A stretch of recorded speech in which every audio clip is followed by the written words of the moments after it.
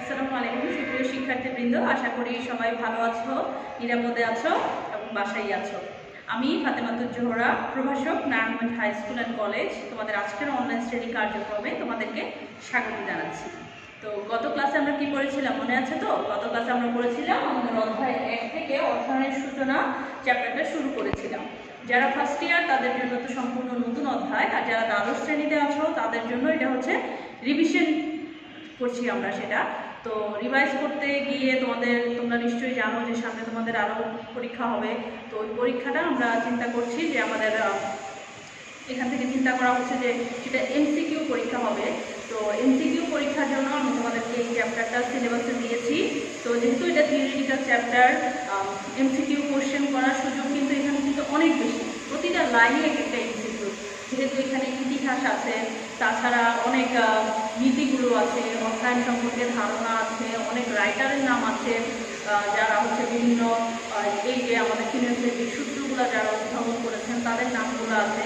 তো এইগুলো খুব ভালোভাবে আমাদেরকে পড়তে হবে। প্রতিটা লাইন যেখানে আমাদের মনে হবে যে এখানে একটা অবজেক্টিভ হতে পারে, লাইনগুলো একটু দাগিয়ে দাগিয়ে সাইড লাইন দিয়ে আমরা পড়বো।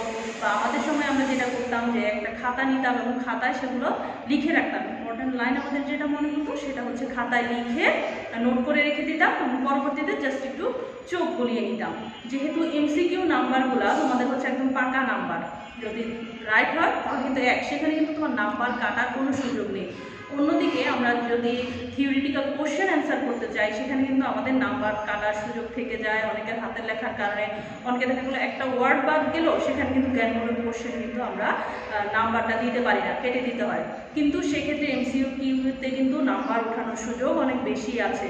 যেখানে এমসিকিউ তোমাদের টোটাল মার্কস হচ্ছে 30, যদি সবগুলো সঠিক হয় তাহলে 30 পেয়ে যেতেই পারো। আর আমাদের ফার্স্ট পেপারে যেহেতু চ্যাপ্টার কম 9টা, দেখা যায় যে প্রতিটা চ্যাপ্টার থেকে 3টা 4টা এরকম অবজেক্টিভ থাকেই। আর যেহেতু ফার্স্ট যেই চ্যাপ্টার সেটা হচ্ছে আমাদের ফার্স্ট চ্যাপ্টার অর্থায়নের সূচনা এবং দ্বিতীয় অধ্যায় অর্থায়নের আইনগত দিকসমূহ, এই চ্যাপ্টারগুলো যেহেতু আমাদের থিওরিটিক্যাল চ্যাপ্টার এবং এখান থেকে এমসিকিউ কোশ্চেন করার অনেক বেশি সুযোগ রয়েছে এবং অনেক ভ্যারাইটিস ধরনের এমসিকিউ কোশ্চেন করা যায়, তাহলে এই চ্যাপ্টারগুলো আমরা খুব ভালোভাবে পড়বো।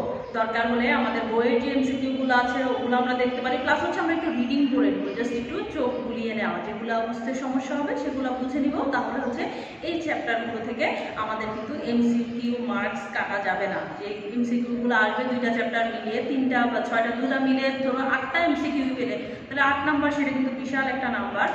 তো যারা ভালো রেজাল্ট করতে চাও তারা একটু ভালো করে এগুলা করবে। আর ফার্স্ট ইয়ারের জন্য আজকে আমরা গত ক্লাসে তো শুরু করেছিলাম আমাদের এই চ্যাপ্টারটা।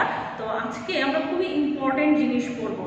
আসলে এই চ্যাপ্টারের মোস্ট ইম্পর্টেন্ট জিনিস যদি আমরা বলতে চাই তাহলে এটাই হচ্ছে মোস্ট ইম্পর্টেন্ট জিনিস, সেটা হচ্ছে অর্থায়নের নীতিসমূহ, রুলস অ্যান্ড রেগুলেশনস। কীভাবে চললে হচ্ছে একটা প্রতিষ্ঠান ভালো করতে পারবে আর্থিক দিক থেকে। তো প্রত্যেকটি প্রতিষ্ঠানের কিন্তু কিছু নিয়মকানুন থাকে, যে আমাদের এই যে কলেজ, আমাদের এই প্রতিষ্ঠান, এখানে কিন্তু কিছু নিয়মকানুন আছে যে প্রতিষ্ঠানের সুনাম অক্ষুণ্ণ রাখতে বা প্রতিষ্ঠানের ভালো রেজাল্ট, যে ভালো যে ফলাফল সেটা অব্যাহত রাখতে আমাদের কিন্তু কিছু নিয়মকানুন মেনে চলতেই হয়। তো অর্থায়ন বা ফিন্যান্সেরও কিন্তু এরকম কিছু নিয়ম বা নীতি আছে বা প্রিন্সিপাল আছে, যেগুলো হচ্ছে একজন আর্থিক ব্যবস্থাপক বা ফিন্যান্স ম্যানেজার যদি মেনে চলে তাহলে হচ্ছে প্রতিষ্ঠান আর্থিকভাবে ভালো করবে এবং তাদের হচ্ছে যে প্রতিষ্ঠানের যে সুনাম সেটা অক্ষুণ্ণ থাকবে, প্লাস হচ্ছে প্রতিষ্ঠানের মুনাফাও কিন্তু দিন দিন বৃদ্ধি পাবে। আমরা পড়বো সামনে। প্রতিষ্ঠানের উদ্দেশ্য হচ্ছে 2 ধরনের, একটা হচ্ছে প্রফিট ম্যাক্সিমাইজেশন আর একটা হচ্ছে ওয়েলথ ম্যাক্সিমাইজেশন। সেটা আপাতত শর্ট করেই বলি। প্রফিট ম্যাক্সিমাইজেশনটা হচ্ছে প্রতিষ্ঠানের প্রতি বছরের যে মুনাফা সেটা বৃদ্ধি পাওয়া, আর ওয়েলথ ম্যাক্সিমাইজেশন যেটা হচ্ছে প্রতিষ্ঠানের মূল উদ্দেশ্য, সেটা মানে হচ্ছে প্রতিষ্ঠানের যে টোটাল যে সম্পত্তি আছে সেগুলা বৃদ্ধি পাওয়া। এগুলো আমরা নেক্সট ক্লাসে ডিটেলসে পড়বো। আজকে চলো আমরা আমাদের অর্থায়নের নীতি দিয়ে শুরু করি। তাহলে প্রথম নীতি, চলো শুরু করি। রেডি? তো আমরা যে প্রথম নীতি যেটা পড়বো সেটা হচ্ছে আমাদের ঝুঁকি ও মুনাফা নীতি। তো প্রথমেই আমাদের জানতে হবে ঝুঁকি জিনিসটা কি। আসলে ঝুঁকি জিনিসটা এক এক ক্ষেত্রে এক এক রকম। আমাদের ব্যক্তিগত জীবনের জন্য একরকম, ব্যবসায়িক ক্ষেত্রে আরেক রকম। ব্যক্তিগত জীবনের ঝুঁকি কি থাকতে পারে? আমাদের জীবনের ঝুঁকি থাকতে পারে রাস্তাঘাটে চলি আমাদের যদি কোনো অ্যাক্সিডেন্ট হয় সেই ধরনের ঝুঁকি, বা আমাদের আর্থিক ঝুঁকি, যেমন আমরা চাকরি করি যদি স্যালারি না হয় সেটা আমাদের জন্য কিন্তু এক ধরনের ঝুঁকি। তো ব্যবসায়ের ক্ষেত্রে ঝুঁকি যদি বলি যে সেটা হচ্ছে গিয়ে যে প্রত্যাশিত যে মুনাফা, একজন ব্যবসায়ী যে মুনাফা প্রত্যাশা করে তার প্রাপ্তির মধ্যে যে পার্থক্য সেটাকে বলা হবে ঝুঁকি। যেমন ধরো একজন ব্যবসায়ী যিনি হচ্ছে ব্যবসা করেন, তিনি আশা করেন যে প্রতি মাসে তিনি হচ্ছে 10% করে মুনাফা করবেন তার ব্যবসায়। এটা হচ্ছে তার প্রত্যাশিত মুনাফা। উনি প্রত্যাশা করছেন যে উনি ওনার ব্যবসায় থেকে, এখন হচ্ছে অক্টোবর মাস, উনি মনে করছেন যে নভেম্বর মাসে ওনার ব্যবসায় থেকে ওনার 10% মুনাফা হবে, যেটা উনি আশা করছেন। এখন দেখা গেল যে নভেম্বর মাস চলে আসলো, উনি ওনার ব্যবসায় হিসাব টানলেন, ব্যালেন্স স্টেটমেন্ট দেখে উনি দেখলেন যে ওনার ব্যবসায়ে মুনাফা হলো 7%। এটা হচ্ছে ওনার প্রাপ্ত মুনাফা। একটা হচ্ছে প্রত্যাশিত মুনাফা আর একটা হচ্ছে প্রাপ্য মুনাফা। এই দুই মুনাফার যে পার্থক্য, এই 10% আর 7%, তাহলে ওনার মুনাফা কত কম হলো? উনি যে আশা করেছিলেন তার থেকে ওনার হচ্ছে মুনাফা কম হলো 3%। তাহলে এই যে 3%-এর যে পার্থক্য, এটা হচ্ছে একজন ব্যবসায়ীর জন্য ঝুঁকি। ওনারা যেটা আশা করছেন সেখান থেকে যখন মুনাফা কম হয় সেটাকেই বলা হয় ঝুঁকি। তারপর আমরা জানবো মুনাফা কি। মুনাফা বলতে আমরা জানি মুনাফা হচ্ছে লাভ বা প্রফিট, যেটাই বলি একজন ব্যবসায়ীর জন্য তার যে ব্যবসায়ে যে ইনভেস্টমেন্ট সে করে সেই ইনভেস্টমেন্ট থেকে তার যে আয়, সকল ব্যয় মেটানোর পর বা সকল খরচ মেটানোর পর তার যে টাকাটা থাকে, যে অ্যামাউন্টটা থাকে, সেটাই হচ্ছে তার মুনাফা। তাহলে মুনাফা বলতে আমরা কি বুঝবো? আমরা বলবো যে একজন ব্যবসায়ীর যে লাভ সেটাই হচ্ছে তার মুনাফা। এবার হচ্ছে ঝুঁকি ও মুনাফার মধ্যে আমরা সম্পর্কটা দেখব। লিখে নেই, ঝুঁকি ও মুনাফার মধ্যে সম্পর্ক হচ্ছে পজিটিভ। ঝুঁকি বেশি, মুনাফাও বেশি।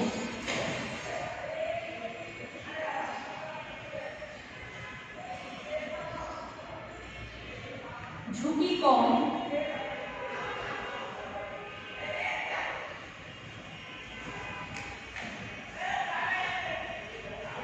মুনাফা কম। দেখো তাহলে সম্পর্কটা কি হলো? পজিটিভ বা ধনাত্মক সম্পর্ক। তাহলে তোমাদের যদি কোশ্চেন আসে যে ঝুঁকি ও মুনাফার মধ্যে, মুনাফা নীতির মধ্যে সম্পর্ক কিরূপ, তাহলে তোমাদের উত্তর হবে ধনাত্মক সম্পর্ক বা পজিটিভ রিলেশন। একটু ডিটেইলসে বলি। ঝুঁকি বেশি, মুনাফা বেশি, কথার অর্থ হলো যে কেউ যদি তার ব্যবসায় ঝুঁকি বেশি নেয় তাহলে তার মুনাফাটাও বেশি হবে। কারণ কখন আমরা ঝুঁকি বেশি নিব? আমরা তো এমনি ঝুঁকি বেশি নিব না। ঝুঁকি বেশি নিব তখনই যখন আমরা জানবো যে আমাদের ওখানে কোনো একটা লাভ আছে, ওখানে গেলে আমরা কিছু পাবো, তখনই মুনাফা নিব। এখন ধরো আমার কাছে একটা ফোন আসলো যে আপনাকে এক্ষুনি রাজশাহী আসতে হবে। আমি কেন যাবো রাজশাহী? যদি আমার সেখানে কোনো মুনাফাই না থাকে, তাহলে আমি তখনই এই ঝুঁকিটা নিব যে এক্ষুনি আমি গাড়িতে উঠে রাজশাহী চলে যাব। তো তখনই আমি এই কাজটা করব যখন আমি জানবো যে সেখানে আমার অনেক বড় একটা প্রফিট আছে বা সেখানে গেলে আমার লাভ হবে, তখনই আমরা যাব।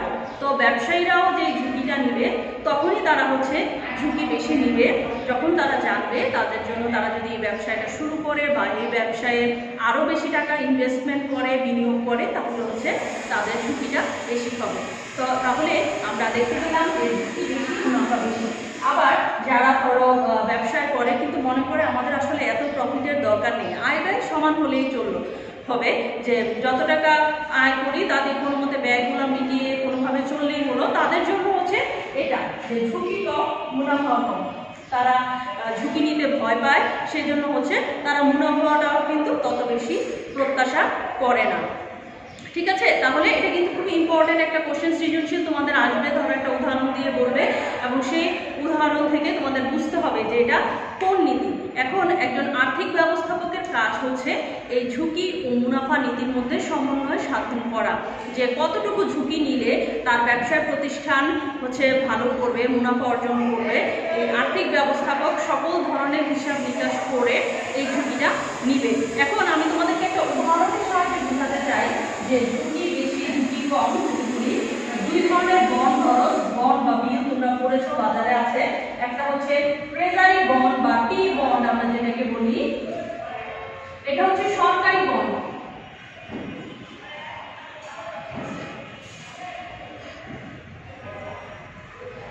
তারপর আরেকটা হচ্ছে কর্পোরেট বন্ড।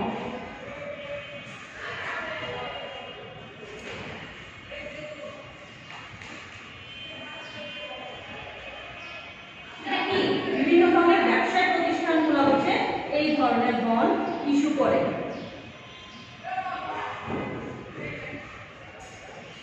তো এই টি বন্ড বা ট্রেজারি বন্ড বা সরকারি বন্ড এরা কি করে, আমাদের দেশের যে সরকার বা বিভিন্ন দেশের যে সরকার, এই সরকার হচ্ছে এই বন্ডগুলা ইস্যু করে জনগণের কাছ থেকে টাকা নেয়, বা অন্য অর্থে বলা যায় যে সরকারের যখন টাকার দরকার পড়ে, ওই যে আমরা সরকারি অর্থায়ন করেছিলাম গত ক্লাসে মনে আছে, তো সরকার কি করে, সরকারের যখন টাকার দরকার হয় তখন সরকার বিভিন্ন উৎস থেকে টাকাগুলো সংগ্রহ করে। তো এরকমই একটা উৎস হচ্ছে সরকারের ট্রেজারি বন্ড বা ট্রেজারি বিল।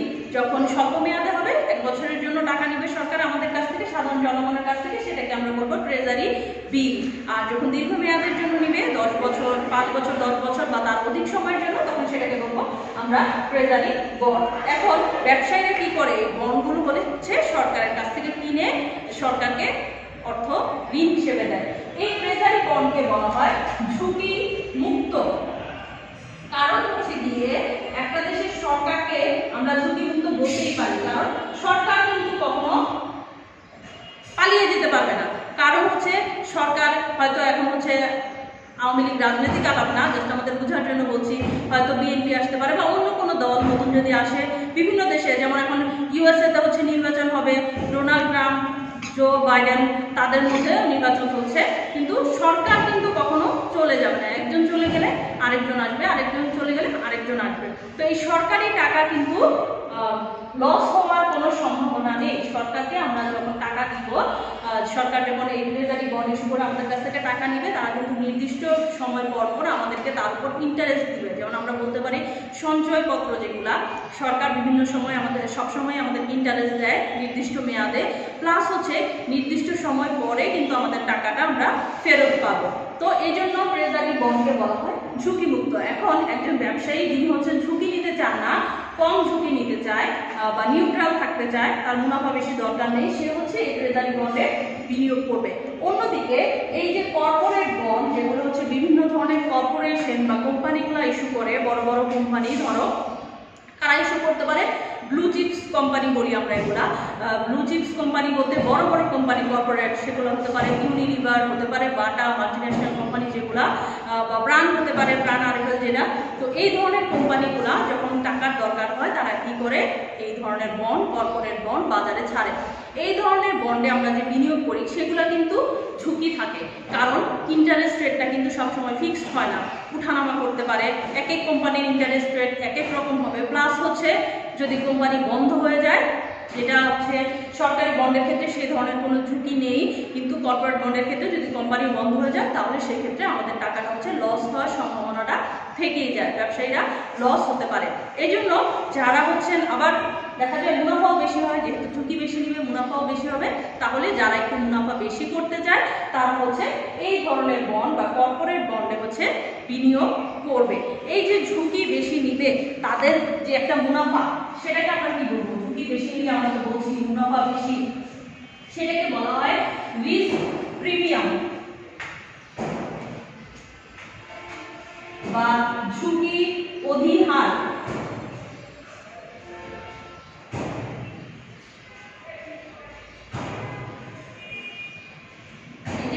ঝুঁকি বেশি নেওয়ার কারণে ব্যবসায়ীরা যে এক্সট্রা যে মুনাফাটা আশা করে, সেটাকে আমরা বলা হবে রিস্ক প্রিমিয়াম বা ঝুঁকি অধিহার।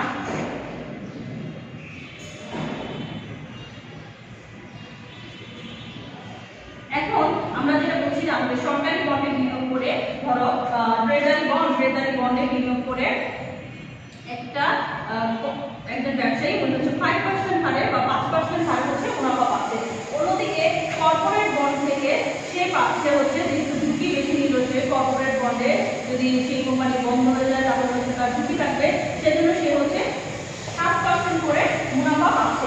এই যে 2%-এর যে পার্থক্য 5% এবং 7%, সেই 2%টাকেই বলা হবে ঝুঁকি অধিহার।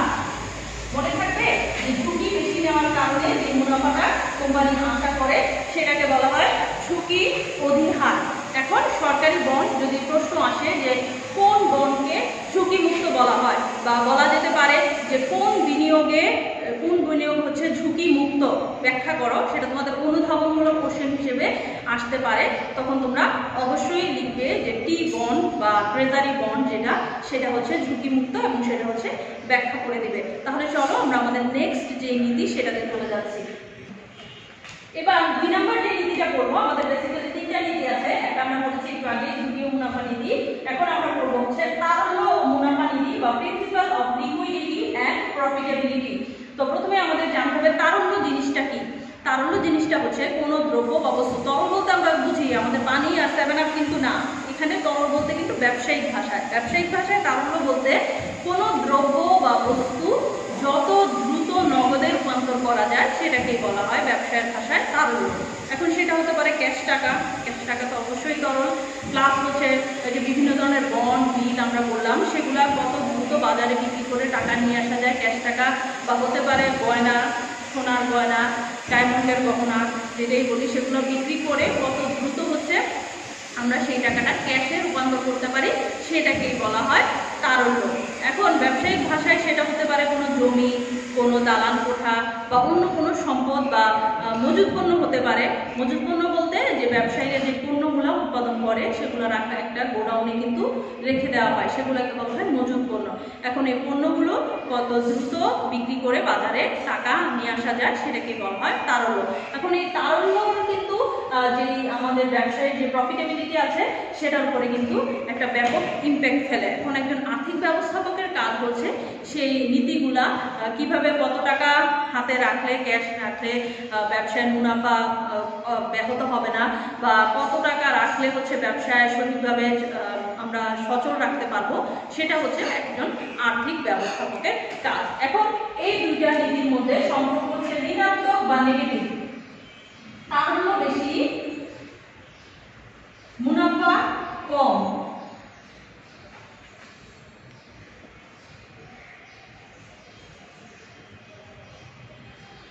আবার তারল্য কম,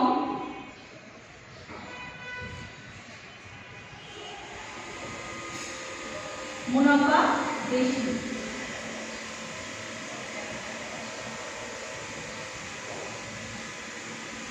কিভাবে? যে ব্যবসায়ের দৈনন্দিন কাজগুলো আছে, যেমন হচ্ছে ছোটখাটো কাজ, ধরো মণিহারি দ্রব্যাদি আমরা যেগুলো কিনি ব্যবসায়, ধরো নাস্তার খরচ থাকতে পারে, স্টেপলারের পিন থাকতে পারে, কাগজ রাখতে পারে, বিভিন্ন ধরনের দৈনন্দিন ব্যবসা পরিচালনার জন্য যে টাকা আমাদের খরচ করতে হয় সেগুলো কিন্তু হাতে রাখা লাগবে। তো এই তারল্য যেন বেশি না রাখা হয়ে যায়, আবার যেন কম না রাখা যায়। বেশি রাখলে কি হবে, টাকা যদি আমাদের ব্যবসায়ীদের হাতে বেশি থাকে তাহলে হচ্ছে তারা সেই টাকাগুলো যে বিনিয়োগ করতে কিন্তু পারবে না। যেমন অন্য জায়গায় বিনিয়োগ করলে ব্যবসায় কিন্তু লাভ বা মুনাফা হয়। একটা ব্যাংকে রেখে দিল বা কোনো ব্যবসায় বিনিয়োগ করলো, কোনো পণ্য দ্রব্যে বিনিয়োগ করলো, তাহলে কিন্তু তাদের মুনাফা আসে। যদি হাতে ক্যাশ টাকা বেশি থেকে যায় তাহলে কিন্তু সেই বিনিয়োগের সুযোগ থেকে তারা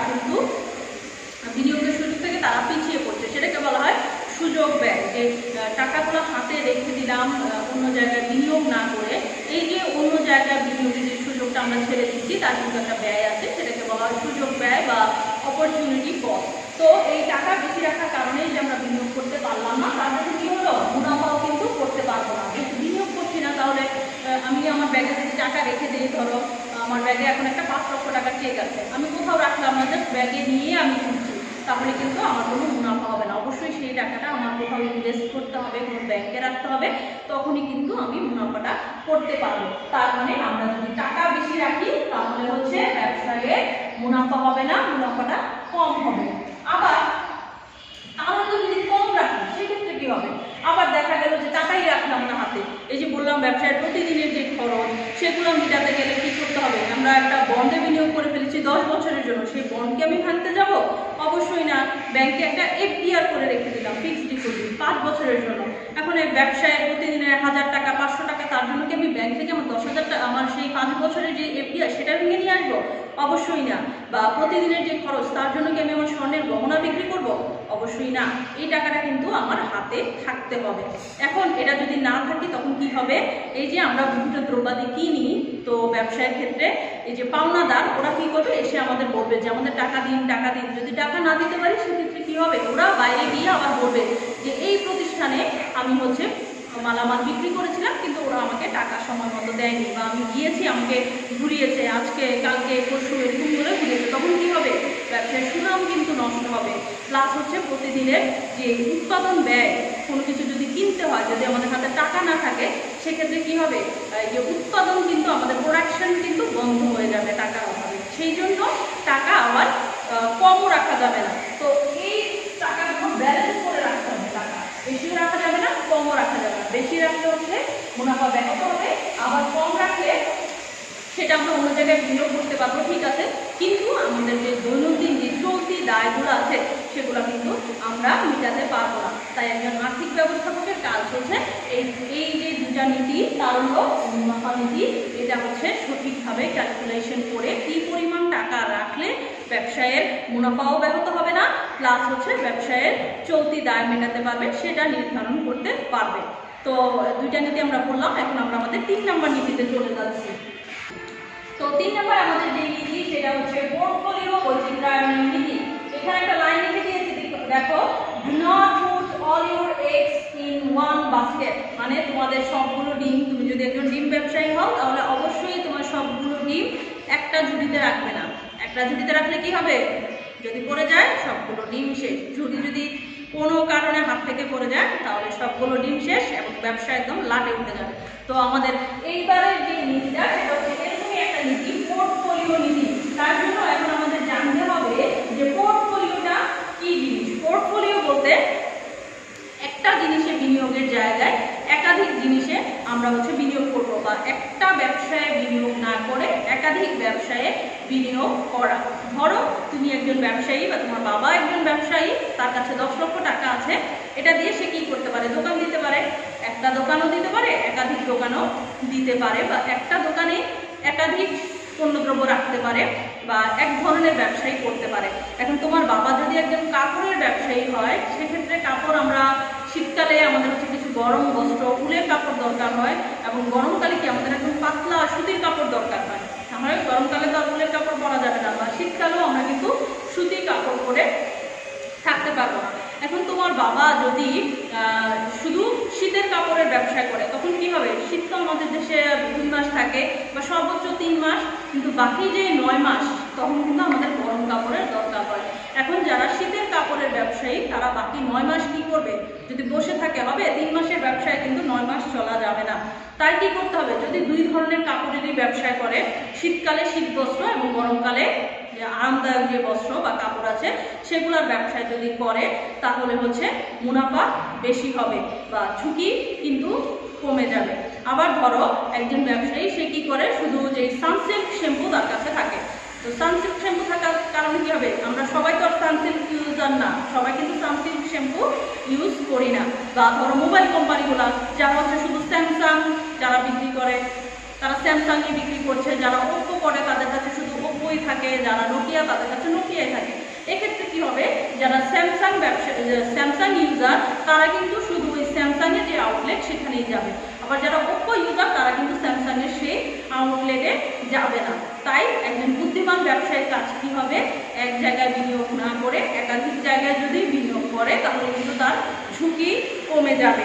তাহলে পোর্টফোলিও নীতিটা আমরা কি বলতে পারি, পোর্টফোলিও বা বৈচিত্র্যায়ন যত বেশি ঝুঁকি তত কম। পোর্টফোলিও বেশি ঝুঁকি কম, মুনাফা বেশি।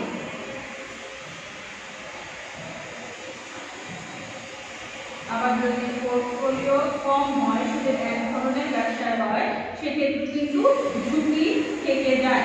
যে ওপো আর স্যামসাং ইউজারের কথা বলছিলাম যে শুধু ওপো ইউজাররাই কিন্তু ওপো আউটলেটে যাবে, স্যামসাং ওরা কিন্তু যাবে না।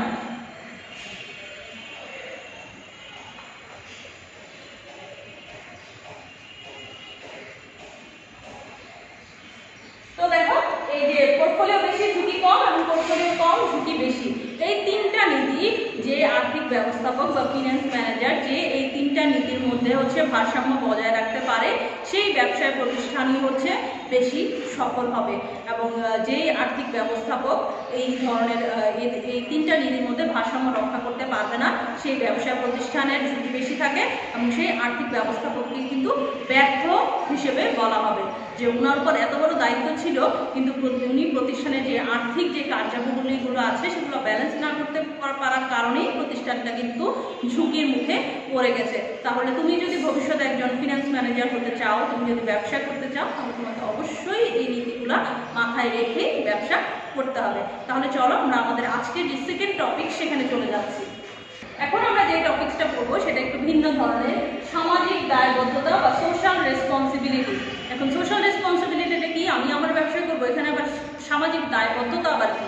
অবশ্যই একজন ব্যবসায়ী সামাজিক দায়বদ্ধতা আছে এবং সেটাকে আমাদের যে কর্পোরেট যে দায় সেটাকে বলা CSR বা কর্পোরেট সোশ্যাল রেসপন্সিবিলিটি। কর্পোরেট এটা জ্ঞানমূলক হিসেবেও আসতে পারে বা আমাদের কাছে ব্যাখ্যাও চাইতে পারে, এটা আবার কি জিনিস? Corporate social responsibility.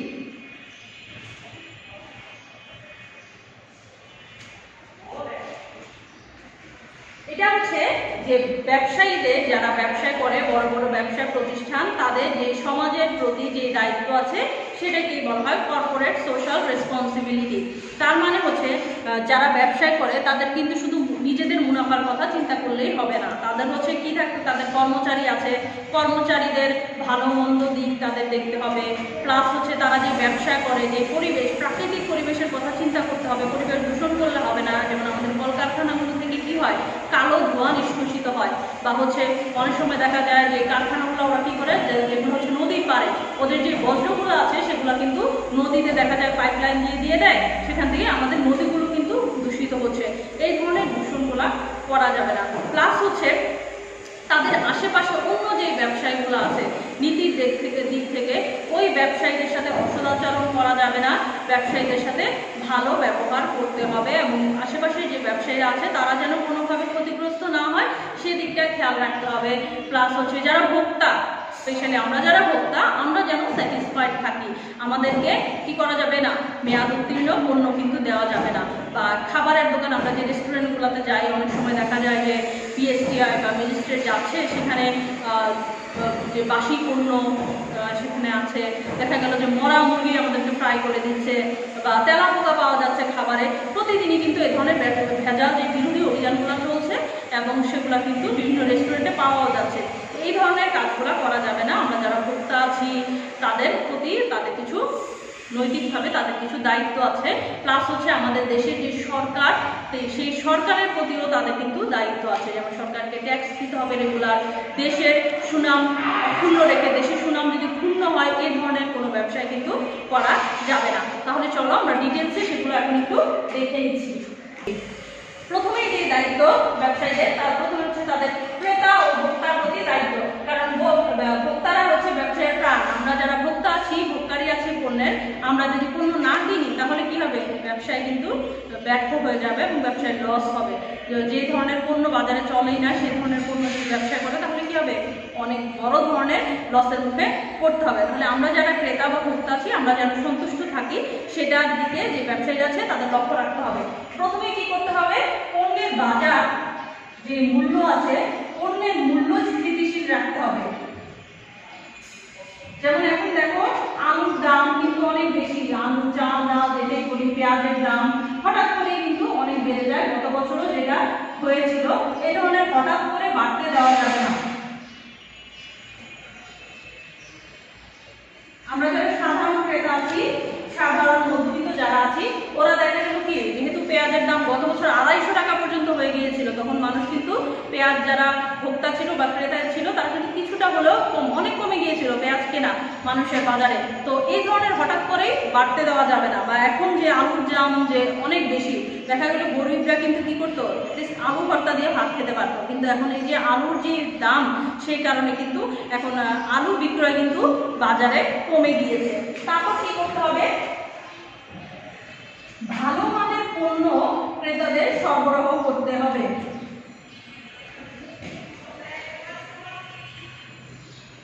নিম্নমানের পণ্য সরবরাহ করলে হয়তো আমরা একবার কিনবো, কিন্তু পরবর্তীতে কিন্তু ক্রেতারা আর দিয়ে সেই ধরনের পণ্য কিনবে না।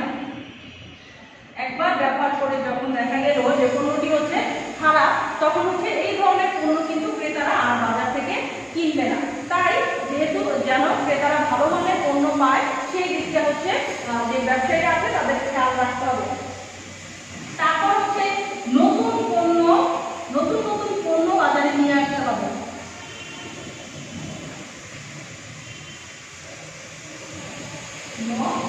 ন্যায্য মূল্যে সরবরাহ করা।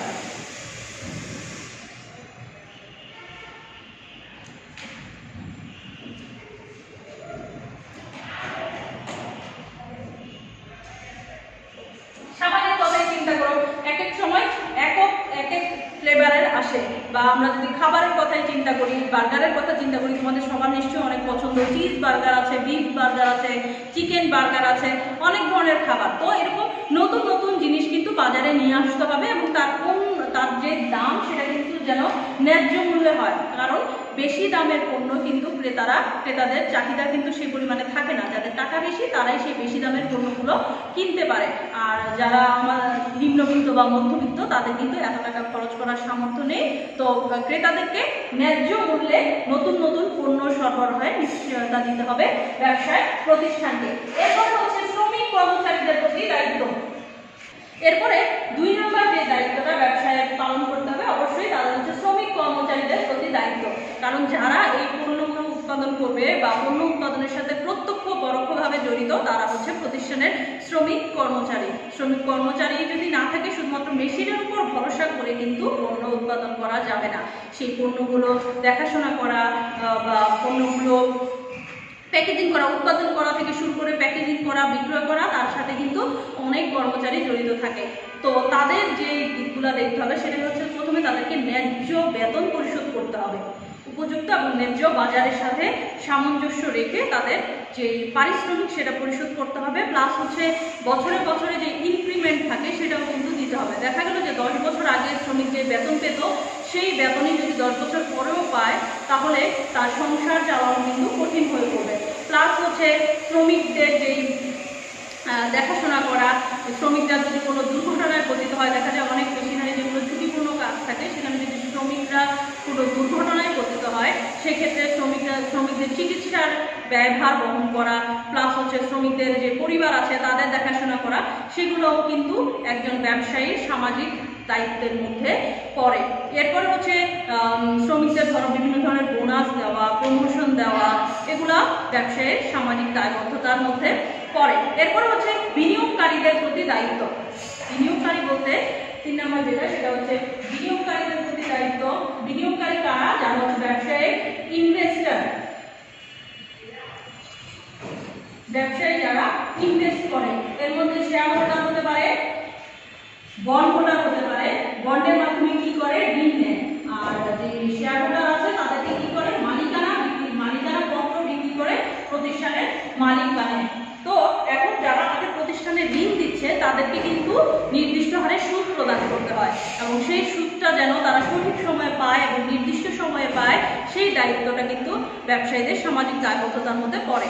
এছাড়াও যারা শেয়ার হোল্ডার আছে তাদেরও কিন্তু প্রতি বছর মুনাফা প্রদান করতে হয়, এবং এই মুনাফা যেন তারা প্রতি বছর নির্দিষ্ট হারে পায় এবং বছর যেন সেই মুনাফা বৃদ্ধি পায়, সেই যে দায়িত্ব সেটাও কিন্তু কর্পোরেট সোশ্যাল রেসপন্সিবিলিটির মধ্যে পড়ে।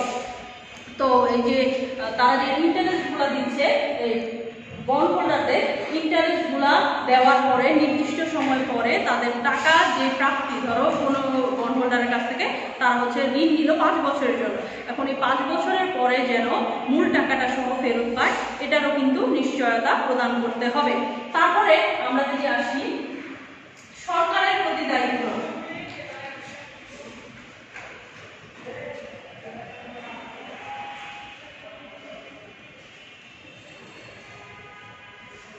সরকারের প্রতি কি দায়িত্ব পালন করতে হবে? অবৈধ কোনো জিনিসের ব্যবসা করা যাবে না। এখন এই যে পেঁয়াজ ব্যবসায়ীরা যারা হচ্ছে গোডাউনে পেঁয়াজ মজুদ রেখে দেশে পেঁয়াজের দামটা বাড়িয়ে দিল, ওরা কিন্তু আসলে আলটিমেটলি আমাদের দেশের সরকারেরই অপপ্রচার করতে চাচ্ছে।